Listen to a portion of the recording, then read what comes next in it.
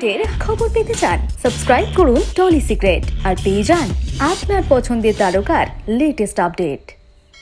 অবশেষে গ্রেপ্তার করা হলো আরজিকর মেডিকেল কলেজের প্রাক্তন অধ্যক্ষ সন্দীপ ঘোষকে।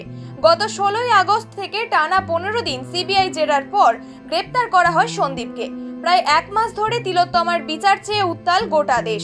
সাধারণ মানুষের সঙ্গে প্রতিবাদ মিছিলে সামিল হয়েছিলেন টলিপাড়ার তারকারাও।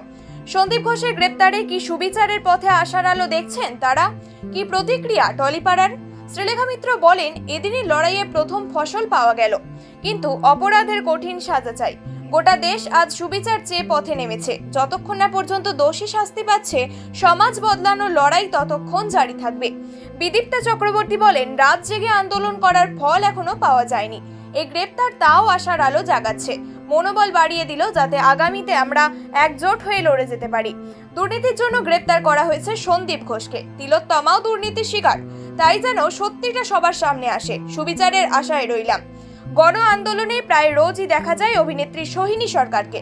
তার নেতৃত্বে এগিয়ে চলে ছাত্র সমাজের আন্দোলনও। এই বিষয়ে সোহিনী সরকার জানান, এটা তার কাছে জয়ের প্রথম পদক্ষেপ। সুদীপ্তা চক্রবর্তীর কথায়, মেয়েকে নিয়ে আন্দোলনে সামিল হয়েছিলাম, আজ যেন মনের জোর আরো বেড়ে গেল।